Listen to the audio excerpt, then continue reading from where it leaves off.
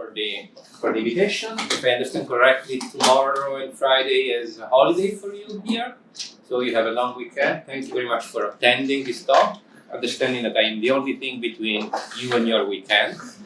So thank you very much for all the attention that you can give me. I was asked to talk a bit about Inferring Causal. It's an area that really fascinates me.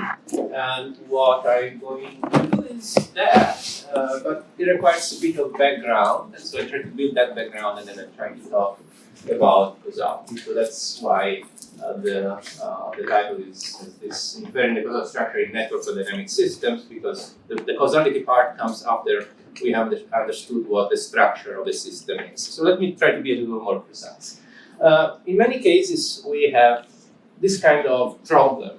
We can measure data about the distributed system, and we want to understand if there is a structure, a graphical structure behind this data. I can give you many examples. In gene regulatory networks, we want to understand if there is some interaction among genes. In financial markets, there is interaction among some financial entities and so on. Seismic maps, the geographical proximity doesn't necessarily mean that there is proximity from a seismic perspective. Neuroscience, we want to understand how our brain works and so on. So I can give you many of these examples. One thing that is common to all these examples is that we cannot inject, or it's very expensive to inject a specific signal so that we can investigate what the structure of the system is. Typically, in these situations, we prefer to perform what I define a non-invasive identification of the structure. We want just to observe data in a passive way, and we want to try to infer the structure. And that's where I'm going to focus on. When we cannot afford to perform controlled experiments and we can only observe data passively. Just to be a little more concrete, I don't know if you're familiar with the microarrays. Now it has become a more mature technology, but when it came out, it was very revolutionary. The microarray allows you to measure the expression of a gene in an ensemble of cells, potentially at different times, if you decide to use more microarrays. And data are represented using heat maps like this. What does this heat map represent? On the x-axis we have time, and here we have the list of all the genes that we are observing, and the color there encodes the expression, the concentration of the specific protein expressed by the gene. So these are pretty much time series, each one associated to a gene, and we'd like to understand if they work, how they interact with each other. And if you can see on the left, there is a tree. That's a structure that was identified using simply a correlation analysis in this seminal paper. And by clustering things using this tree structure, they found that, for example, all the genes in this metabolic pathway, that is the glycolysis, that is one of the fundamental metabolic pathways, they were all clustered together. It was already known, glycolysis was very well known, but this was a proof of concept. If we can do an analysis of this kind, we can actually try to understand genes involved in a metabolic pathway. And this was done using a simple correlation analysis. In another situation, just to give you another example that I like to give, here we have some financial time series, sampling time 2 minutes. You see the 5 different trading days in a week from Monday to Friday. And if I show this time series associated with different stocks, I'd like to ask you, are these somehow are these stocks in the same industry? Are they correlated? And why would I like to know that? Well, maybe I'm building a portfolio and I want to balance my portfolio, so I need to know if things are in the same business and so on. And I'd like to do this automatically. So one thing that I'd like to do is, if it were somehow possible, to separate these stocks in this way, where, for example, the 4 on top are Intel Corporation, Apple, IBM, and Microsoft, definitely IT stocks. And here instead we have Bank of America, JP Morgan, US Bank, and Wells Fargo, and they're all financial stocks. And now that I have separated them, we can actually see that there are some common trends. But we'd like to have a way that is automatic and principled in order to do this. And this can be done, again, using some form of network identification. So these are the kind of problems that we might see in practice, or at least that I want to consider. And so let's try to abstract from the examples. How would I formalize the problem? We have time series. this system is distributed. There are some forcing inputs, but I don't know them. I cannot measure them. I cannot control them. And there are unknown relations between these different entities. And what do I want to do? So I don't know much, and I want to do a lot. I want to identify the connectivity between among these entities. I want to derive theoretical guarantees. I'm old school, so I still follow this approach that I like to have theoretical guarantees. And I want to provide some form of reliability of the reconstruction. Specifically, what I'd like to say is that when I'm giving you an algorithm, a method, I want to tell you if that algorithm works on what specific class of networks. I want to be principled in that way. And of course, in order to obtain this kind of guarantees, we need to have a model, and this model needs to be flexible enough that can capture the data that we are going to deal with. So let me talk a bit about the model that I assume.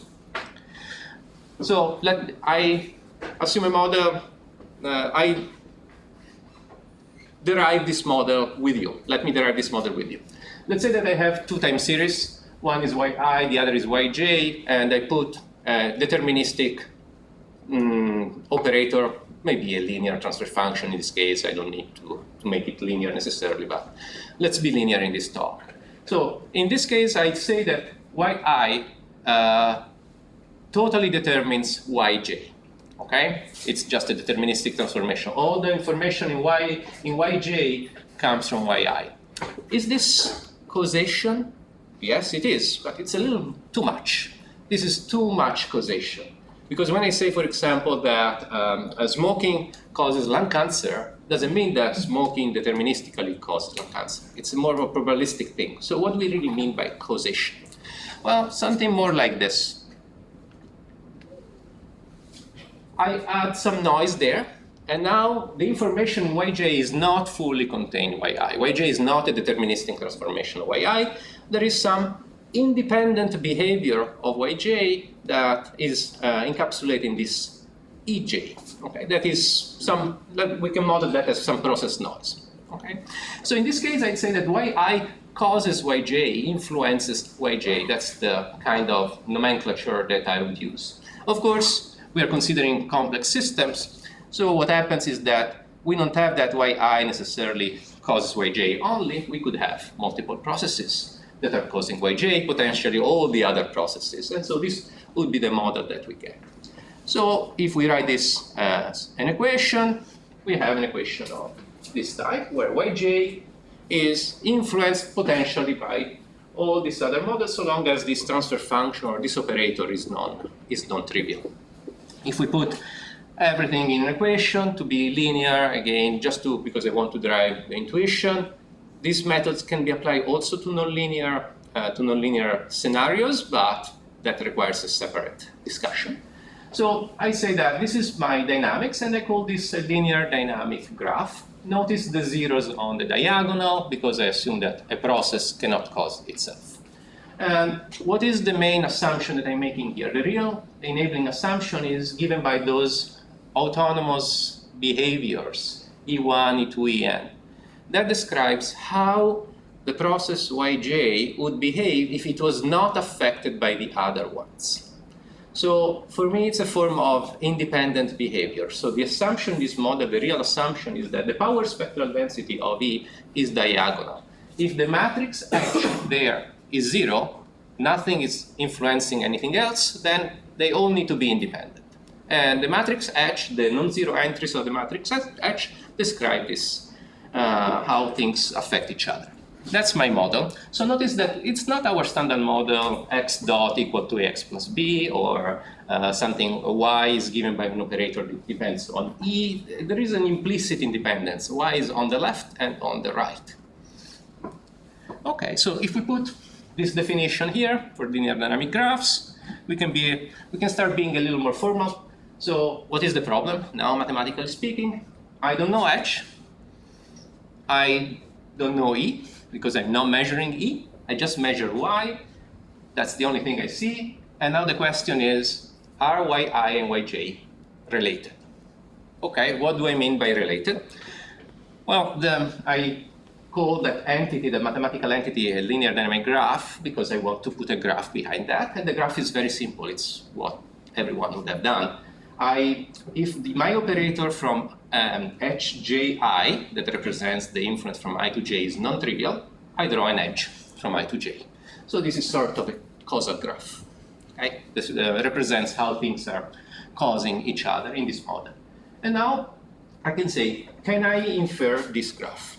And so this talk is about how can I learn that graph? That's what the problem is.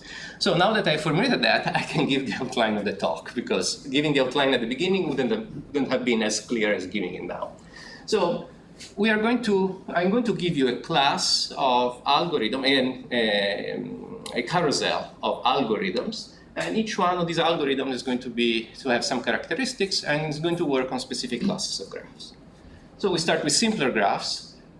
Trees, probably I won't have time for tree with unobserved nodes, because it's a 45-minute talk and I thought it was an hour, so probably I skip this part. So we'll talk about trees, and then we'll talk about what I call strictly causal linear dynamic graphs, then well-posed linear dynamic graphs, or causally well-posed as I call them, and then I'll talk about some conclusions. That's pretty much the outline of the talk. These are not my latest, most detailed results. They are what I consider a bit of the core, because I didn't know how much of a background you have. So you might have seen maybe some of these results I'm presenting, but that's what I consider the main structure of this problem, how to attack this problem. So let's start with trees. How do we reconstruct a tree? That's the strategy I propose. So the first algorithm that I propose is of this type. I'm going to define a distance between the nodes. This distance yet to be determined. And I'm going to give you a strategy to select the links, so that using this distance, I get a complete graph on the left with all these distances, and somehow this strategy that exploits this distance gives me a tree. Let's see how this works. What is the distance between nodes that I'm going to define? I pose a subproblem first. Consider that I have a time series yi, and I can filter it with a transfer function w hat ji in order to have an estimate of yj hat from yi. And then I subtract the two things, I compute the error, and of course I minimize the least square error. Okay, something absolutely well known. This is the Wiener filter. Okay, so the w hat there that solves this problem optimally is the Wiener filter, and I define a distance using the Wiener filter. The distance of the Wiener filter has this interesting property that if you try to minimize the square of eji, you can even filter it with a weight qz. The Wiener filter is optimal for all qz's. So what I do is this. I know that the Wiener filter is optimal. I choose a qj of z in such a way that this cost function I'm minimizing performs like a metric. It's symmetric, triangular inequality, and all these things. It's possible to choose qj like that, and this is the distance that I get. Okay? That, if you recognize it, it gives you the mutual information between two processes, in the Gaussian case at least. Okay, so this is my distance, and what is the strategy to extract a tree from using this distance is the following. I give you directly the result.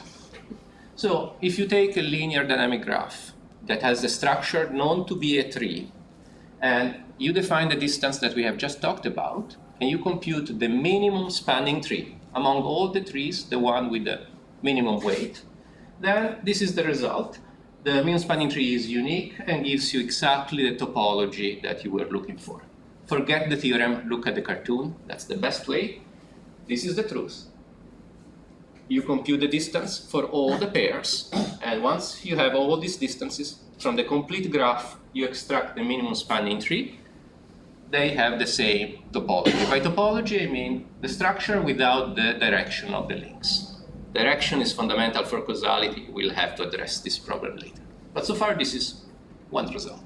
Okay, cool. So just to compare how these things went, at least when it's an old result, but how in order to compare it, I want to compare with other techniques to detect trees, not only to show that my method is the best, even though it is. You see that I wanted to check how the method performs if you have a finite sampling time, because the result is only about consistency. You can reconstruct things consistently. But I also wanted to stress this thing. There are many methods where if you see, even if you increase the number of samples to infinity, the rate of success identifying an edge doesn't converge to 100%. These methods are not principled. They extract a tree, and they don't even guarantee that if your real structure is a tree, they can find it.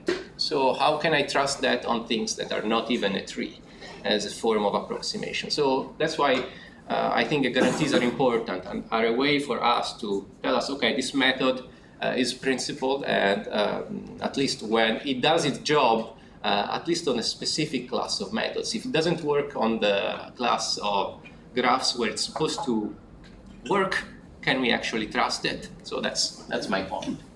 So this is, of course, doing some simulations. I try to do things in more real scenarios, because so far, what are the assumptions? Everything is linear, everything is stationary and well-behaved. So let's consider something that is non-linear, non-stationary, and the first example that comes to mind is the stock market. Non-linear, non-stationary. And this is what we got. My collaborator and I, we grabbed data from the stock market, and we didn't pre-process anything. These are just we took the logarithmic return. That's what it did. And then we fed to this algorithm just the data without any pre-processing, removing mean, nothing. And this is the result. You see, this is a tree reconstructed, and the color that you see for these different companies from the SP 100, the Standard & Poor's 100 index, the color encodes their business according to Google Finance. So a third party, it's not that we started making assumptions, and you see that they are clustered according to their color quite well, with some exceptions. For example, in this IT cluster here, where you see Intel Corporation, Microsoft, Oracle, Google, Dell.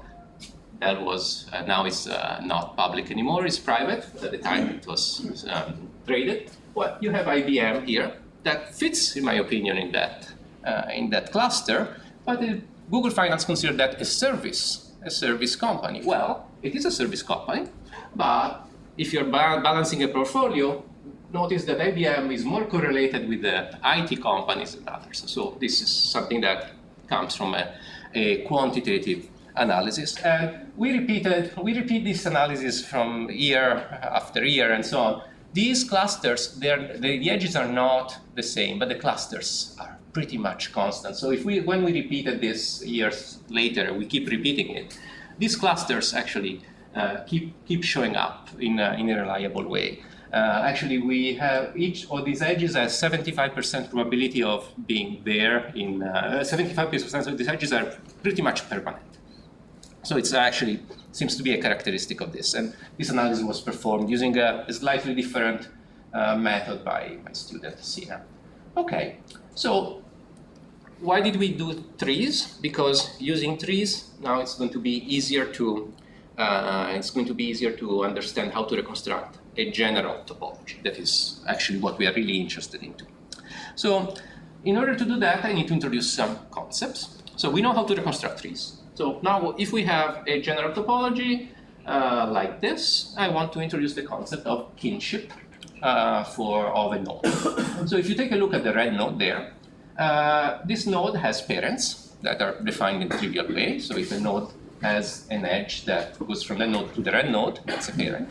There are also children, the reverse relationship. And also we have co-parents. If the red node shares a child with another node, they are co-parents. Together, parents, children, and co-parents, I call this the Markov blanket of the specific red node. And that's what's highlighted there in gray. And this is a common notion in the theory of graphical models. Then I want to I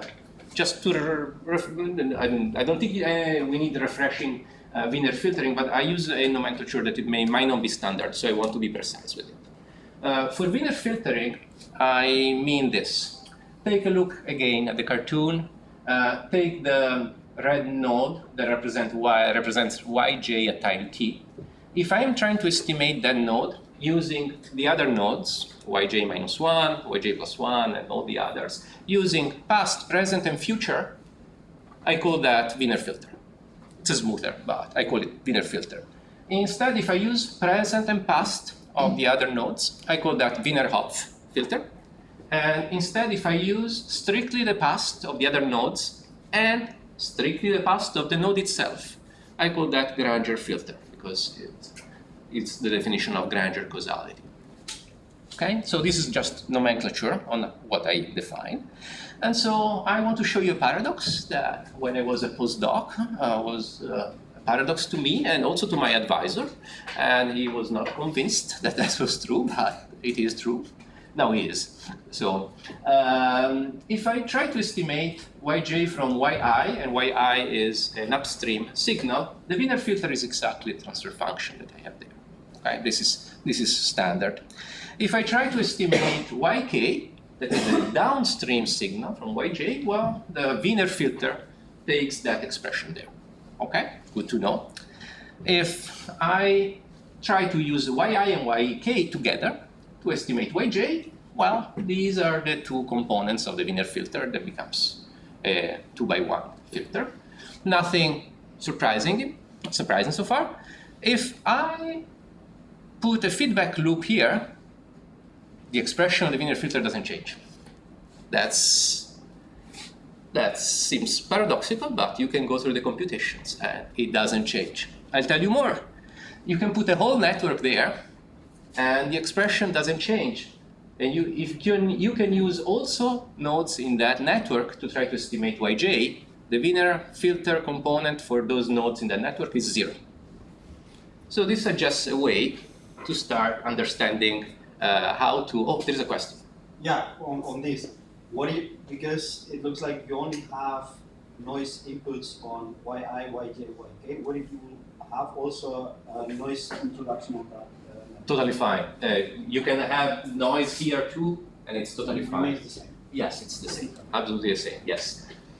Okay. And it seems surprising to me. Not now. I mean, I know now it has become almost second nature because I know the results, so I know what happens. But so this is just a way. The important thing is that you shouldn't have any node from this network that goes into yk. That's the important thing that we are going to touch upon in a second.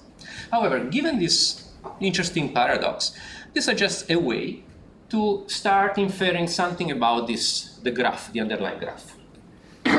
So let's forget about the theorem. Let's just take the cartoon. I'm telling you the result in a more visual way.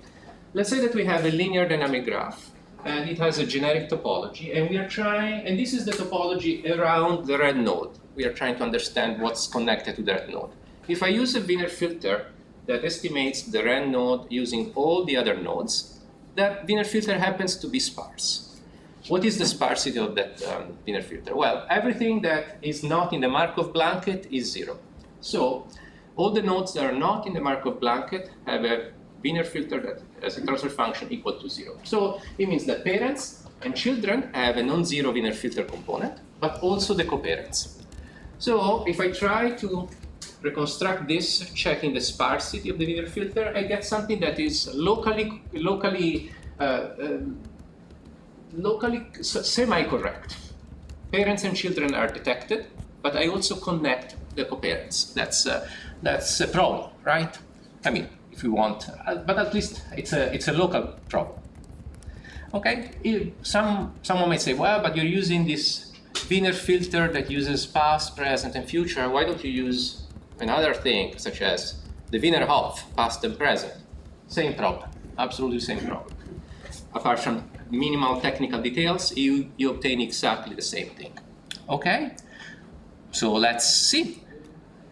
Let's put this in a case. Let's see what it looks like. If the truth is on the left and we apply this method, that's what we get on the right.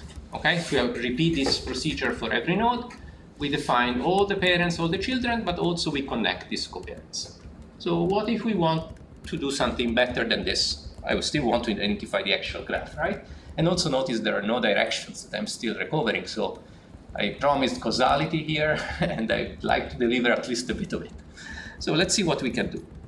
But before doing that, I need to tell you about correlation is not causation, and I like this paradox a lot. I love paradoxes in general. I think this is the second most beautiful paradox in probability. I tell you the first one in private. That is, it is the three prisoners' dilemma in the way formulated by Judea Pearl. But this is a very, very beautiful paradox. So if I ask my students in my probability class that I teach from time to time, tell me when correlation is not causation. I typically get these two answers, or two types. Either they give me a cause C that is causing both A and B, that makes A and B correlated, but if we take given C, if we condition with respect to C, they become uncorrelated. So A and B are not causing each other, but they look correlated. Another possibility that is a little more sophisticated is you have A and B, they are independent, but given C, that is a common effect, they become correlated. Think of two random bits. A and B are two random bits, are independent. C is the sum. Given the sum, they become highly correlated. And so these are two examples. But this is not really correlation is not causation. I think it's deeper. It's deeper than this. So let's talk about Simpson's paradox. That's the paradox that I wanted to talk about. So let's say that we have two treatments for a condition, kidney stones, treatment A and treatment B. We have 100 patients, 50 are treated with treatment A, 50 with treatment B, and these are the results, recovery, not recovery, binary result. Treatment A works in 54% of cases, treatment B works in 36% of cases. You have painful kidney stones, which treatment do you want? If you are a sane person, looking at this data, you want treatment A. But then we take a look at the same study, but we have more information. We have small stones and large stones. And so if we check, the small stones is everything that's below median for the stone, and large stone, everything that is above the median. As you can see, 50 and 50. And now you see that, and these are the results, and if you reaggregate the results, you get exactly a table on the top. Now treatment A works better than works worse than treatment B on small stones, but also on large stones.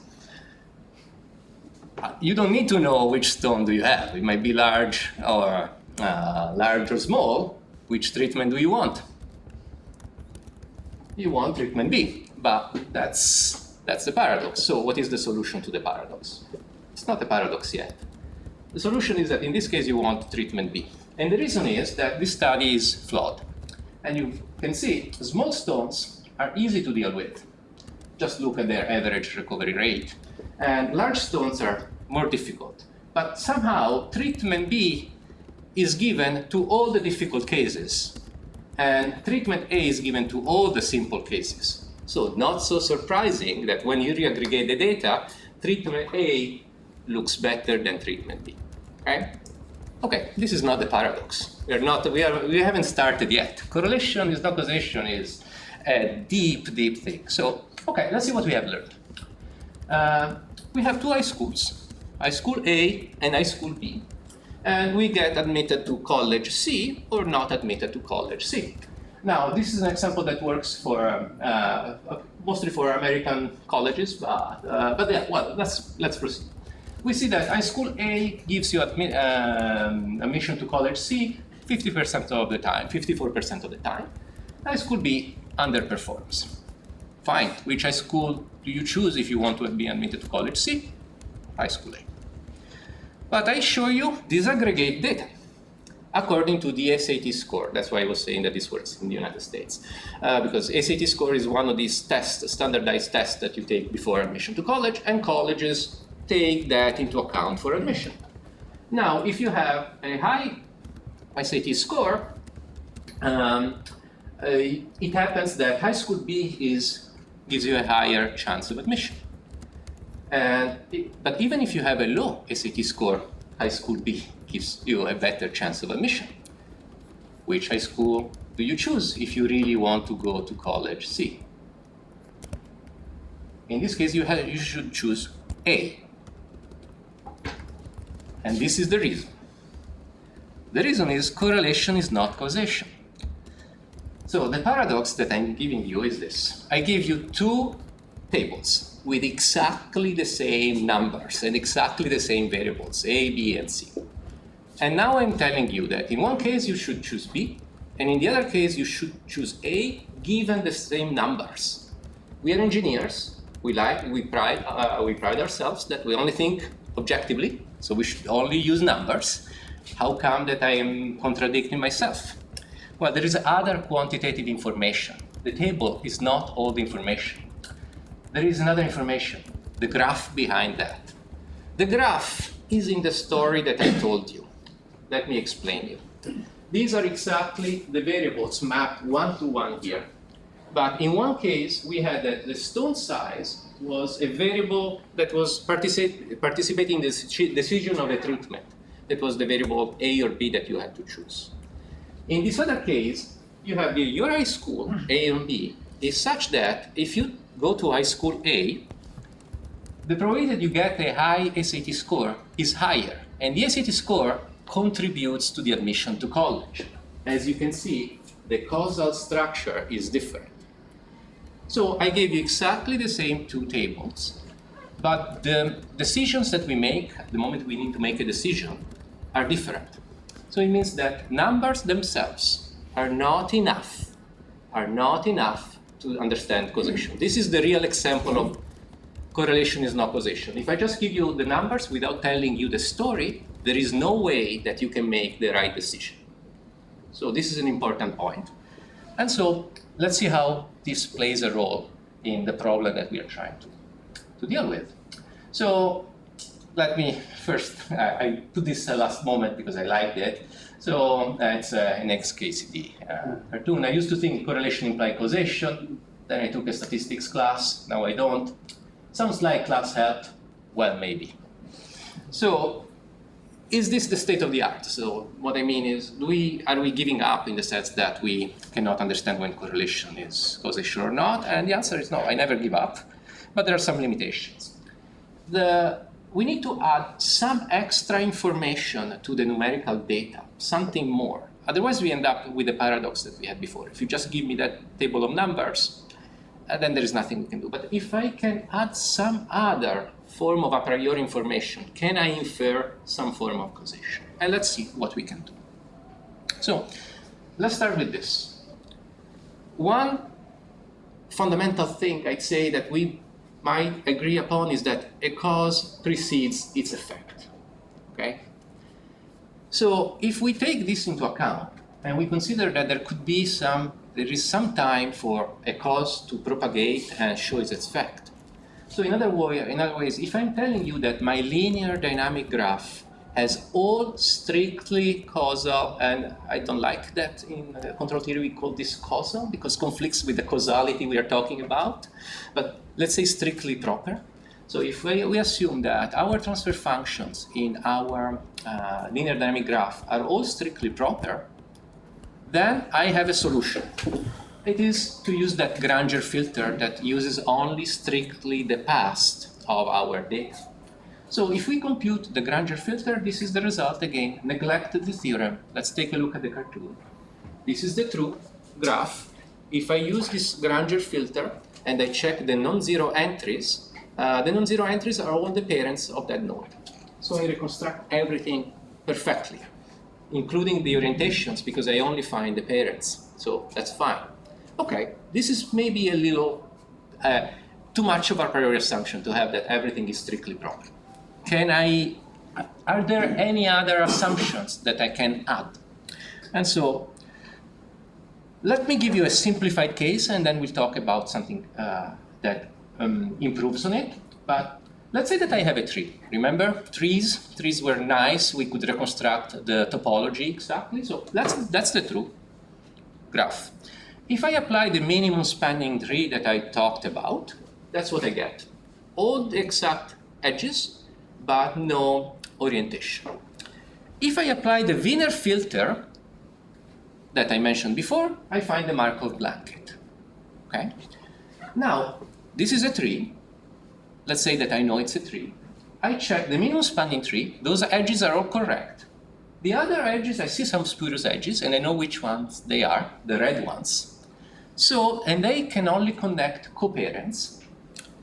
Then I remove them, and I can also infer the orientation of my edges. I can also infer the orientation of this other edge here, because if it was flipped, the minimum spanning tree should show an edge connecting the two. Make sense? So, at least in this case, I didn't make any assumption that the transfer functions were strictly proper. I made an assumption that I had a tree, and I was able to reconstruct the direction even without that assumption that I had this strictly proper dynamics. Okay? And now I'm telling you, and let me skip this. There is a way where I can tell you, well, no, I'll go through this. So I can define a statistical test that tells me if y, I and yj are W separated. It's a conditional independence test. In other ways, I'm telling you that yi and yj are independent, well, yi is irrelevant to estimate yj given yz, that is a set of other processes, if I don't need yi to estimate yj and I can only use yz. The yi doesn't improve my quadratic cost. Okay, this is a statistical notion that I can test using just a test. Then there is another notion that is graphical, that it's called disseparation. How many of you are familiar with disseparation? Not many, okay. It's very common in graphical models, but I'll show you this in this way. I can check if yi and yj are independent given a set z in the following way. There is an algorithm to test that. So let's say that I have yi and yj, and let's say that this is my set z, okay? I follow this algorithm and I can tell you if they're deseparated given z or not. Given the set z, that is blue, I remove everything that is not an ancestor of yi, yj, and z. So I do this, see? I remove it, it's in gray, it goes away. Then I marry all the coparents. So if I go back here, if there are coparents, I marry them. That's why this is called moral graph, by the way, because this was defined in the 70s, and so the nomenclature was not so PC. But, well, that's how it is. And then if I can somehow find I have a disseparation between yi and yj if all paths are intercepted by the blue nodes. In this case, they are. Every time I try to go from yi to yj, I find the blue node, so they are dissipated. Let's see a case where they are not dissipated. If I give you this z set, the blue nodes, I remove all the things that are not ancestors of them. I marry the coparents. Notice that now yi and yj are married in this graph. And now there is a path that connects yi and yj that doesn't go through the blue nodes. In this case, they're not dissipated. Seems a bit complicated at the beginning as a test, but then you get used to it and becomes second nature. Okay, so this is another notion. So I give you a statistical notion that I can test statistically, and this notion that is graphical. Well, the two notions are the same. They are the same so long as the graph doesn't have any feedback loops. Feedback loops are a problem. But if there are no feedback loops, these two notions are the same. What does this imply? This implies, and I'll go straight to the result, the following, that you can do something similar to what we did with the tree. So this is the truth. Remember, this is the graph where we have the spurious connections between the coparents, moral graph. But I can test if there is separation or not, and it's always possible to disseparate coparents. So I can use that test to remove the coparent edges, and I can use the fact that I've removed that link to infer the direction of the other nodes. I cannot infer directions of everything. For example, for 2 and 12, I won't be able to, and that's a limitation, it's a fundamental limitation. I won't be able to understand if 2 is causing 12 or 12 is causing 2. That I don't know. But for the other nodes, I will be able to. And so the final reconstruction looks like this. It's a graph where it's partially oriented. great, but this only works on acyclic graphs. If you take a graph with a loop, such as this method fails. And there's a question. Oh. No. This method fails. So we work in control theory. Many of these systems have feedback loops. So the idea is, can we push this one step further and to have results that work with loops as well? And the answer is yes. I'm very proud to say that this answer actually came from my group. The only thing I need to give you is just a slightly more nuanced graphical representation. That is the following. If instead of just giving a standard directed graph, there are two types of heads, a single head or a double head. If it's double head, it means that the transfer function is strictly causal. Okay? So if you give me a dynamic system, you can draw this graph if you know the transfer functions. The problem is we don't know the transfer functions. But the result goes like this. Since I don't have much time, I'm just telling the result of the story. So the main assumption is that we need to have a well-posed feedback loop. So not an algebraic loop. So long as I know that there is at least one strictly proper transfer function in every loop, and that's a reasonable assumption after all. We make it often in our theories. Then it's possible to reconstruct that. And the idea is pretty simple. Practically, we do this. I take all these nodes. So this is the truth, but I don't know it. I take these nodes here, and I split them in past, y minus, and present, y plus. This graph on the left that I don't know, though, can be translated in another graph here on the right. Okay?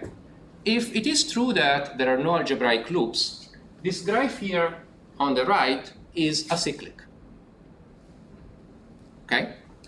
Then I can apply the theorem before. It's not that trivial. It's not that trivial. It requires some mathematical sophistication. But I simplified the approach, but the intuition is exactly this. And so this is actually the result came from my student, Mihail. And the idea is, the intuition is what I gave you. If you have actually a graph that is this, that's the truth, and we don't know it.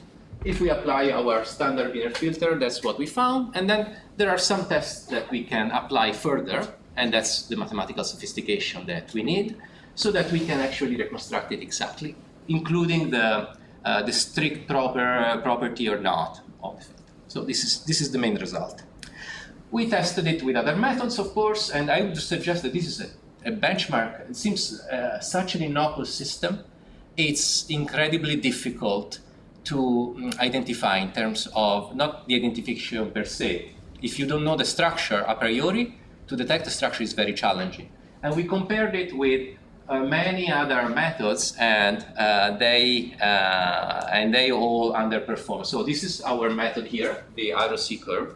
So if the area behind that curve is the performance that you're trying to maximize, that area under the curve, and that method performs pretty well. And if you try other methods, all taken from the literature, they can't even compare. And again, because this was theoretically driven, it's not based on some heuristics of some sort. It's actually theoretically driven, and that's why it performs so well. Okay, so yeah, it seems that in the literature there was something missing about the correct way to approach this problem so that you can reconstruct its structure. So, since I'm towards the end, I just wanted to give you some concluding remarks that, again, I hate when they give you concluding remarks, that it's a list of bullet points. It's a talk about graphs. I try to be visual also for the concluding remarks. There is one thing that I swept a bit under the rug. How complicated are these algorithms? I show you algorithms for trees, algorithms for acyclic graphs, for well-posed graphs, and so on. Well, the thing is that the main message that I want to give you, and we'll talk about complexity in a second, but the main message is this. Correlation is not causation, and we understand that well now. We need to have some a priori information in addition to what we can measure so that we can detect causality. It's often required. Some information can come in the form of a structure. I know it's a tree. I know it's a cyclic, something like that. Other information can come from dynamics. I know that the transfer functions are all strictly proper, or there are no algebraic loops. Okay? According to the kind of information that you have, you get different algorithms, and there is a trade-off. The more you know about the structure, the less you need to know about the dynamics, and vice versa. And then there is the complexity. All these algorithms that I talked about, the one about the trees, the grandeur, if you make strong assumptions, they also happen to be simple, both in sample complexity and in computational complexity. Complexity encapsulates both in this graph. But if you start making less assumptions, for example, you assume that there might be some hidden nodes, we didn't talk about them, there are algorithms as well, but the complexity goes up. And if you start having things where you say, okay, I'm only a cyclic, then the complexity becomes combinatorial. And for the last algorithm that my student Mihaela found, unfortunately there is nothing that we can do. It's combinatorial, and it is one of the algorithms with the highest level of complexity. So it requires more data, unfortunately, to perform well. But at the same time, we have an idea, we have a direction where to go when we are dealing with situations where data is not enough. At least that tells you, okay, theoretically speaking, this is what we should do. Could we improve on that? And that's, of course, all work that needs to be done, and it's all climbing up. But it's still a fascinating topic. And on this, I think I close the due time. So thank you for your attention.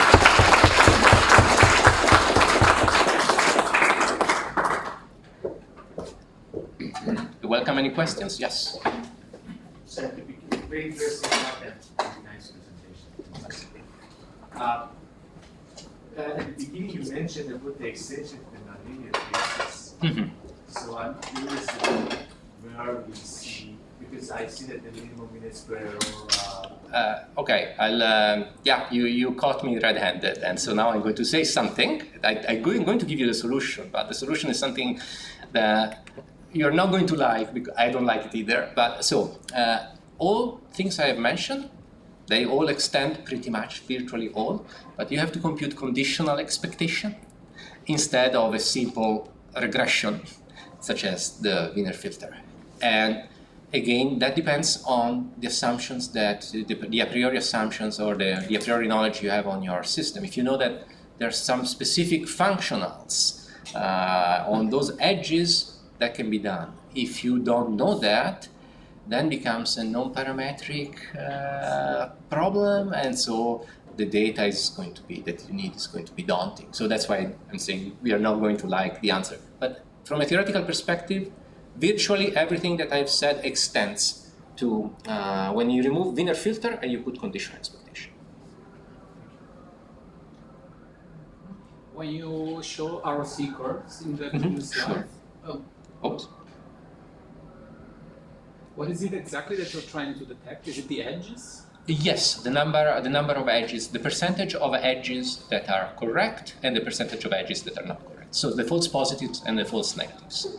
Okay, so you apply some, I guess to draw this, you apply some threshold. And yes. What is the quantity that you're looking at? So they are applying an F-test. So I compute the square error in presence of that node I'm testing and without it. And I check if there is a significant improvement. So I define a certain significance level, and I define that test. And then I need to, on the basis of that, I can determine a threshold. If you vary the threshold, you operate a trade-off between true positives, between true positive and true negatives, of course. And so then the ROC curve tells you that. And of course, if you have few data, you cannot expect a perfect ROC curve. And if you have more data, that becomes virtually perfect, so long as you have theoretical guarantees. So I don't know, I hope, does that answer your question? Kim? I'm just wondering, so graphs usually live not by themselves, there's an environment. So maybe there's some nodes that you didn't measure, but that are also influencing the signals that you measure. Absolutely. So does that affect in any way? Affects everything. It affects, so there are methods that are used to detect hidden nodes, the presence of hidden nodes. And I didn't show them. They were in the outline, but then I decided to skip them last minute. So in the case of trees, we always start simple. In the case of trees, there are methods that allow you to detect hidden nodes, if there are hidden nodes, and where they are located in the tree. So long as you know that the real network is a tree, and that can be done. Of course, they require more data, more complexity, and they're still polynomial from a computational perspective. For general graphs, that's more complicated, and there is a tool, it's called ancestral graphs, that is a generalization of directed graphs. And there are algorithms that allow you to determine the minimal ancestral graph, that basically means the minimum number of hidden nodes that are still compatible with your data. And again, the complexity of those methods is even further. Yeah. Okay. So in the interest of time, because I see people outside, maybe we can take the other question offline. Let's thank the speaker once again.